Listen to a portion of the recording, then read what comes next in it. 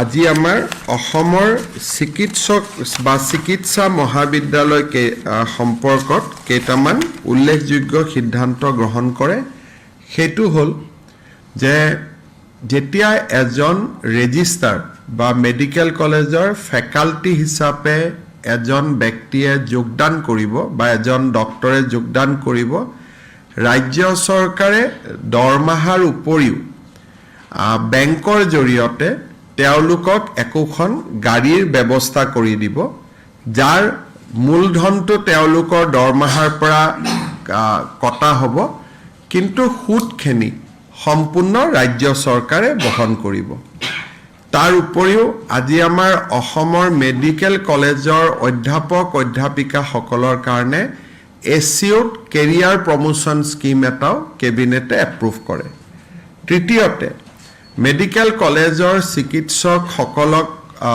তেওঁলোকৰ শৈক্ষিক দিশটো আগবঢ়াই লৈ যাবলৈ বছৰত দুখন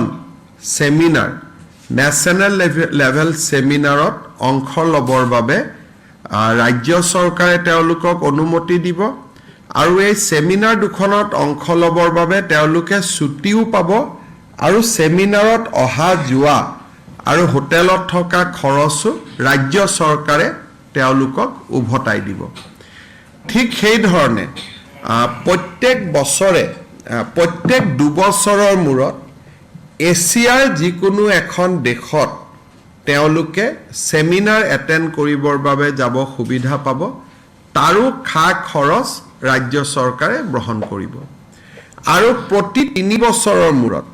আমেৰিকা বা ইউৰোপত তেওঁলোকে একোখন সেমিনাৰ যদি শৈক্ষিক সেমিনাৰ এটেণ্ড কৰিব যায় তাৰো সম্পূৰ্ণ খৰচ ৰাজ্য চৰকাৰে বহন কৰিব এইখিনি সুবিধা এইমছত আছিলে কিন্তু আমাৰ মেডিকেল কলেজসমূহত নাছিলে এই সুবিধাখিনি দিয়াৰ পিছত আমাৰ ৰাজ্যৰ মেডিকেল কলেজ সকলৰ অধ্যাপক অধ্যাপিকা সকলৰ চাকৰিৰ সৈতে জড়িত সা সুবিধাসমূহ আমাৰ এইমছৰ সমপৰ্যায়লৈকে গুচি যাব গতিকে আজি এইমছত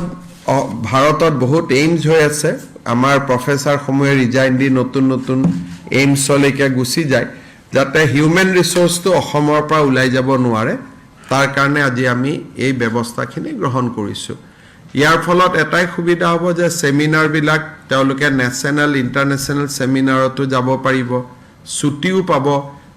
মেডিসিন কোম্পানীৰ পৰা টকা ল'ব নালাগে ৰাজ্য চৰকাৰে টকা দিব তাৰ কাৰণে এথিক্যাল ষ্টেণ্ডাৰ্ড বিলাক মেইনটেইন হ'ব আৰু ৰেজিষ্ট্ৰাৰ ল'ৰা এজনে যোগদান কৰাৰ লগে লগে 15 লাখ টকা গাড়ী এখন কিনাৰ কাৰণে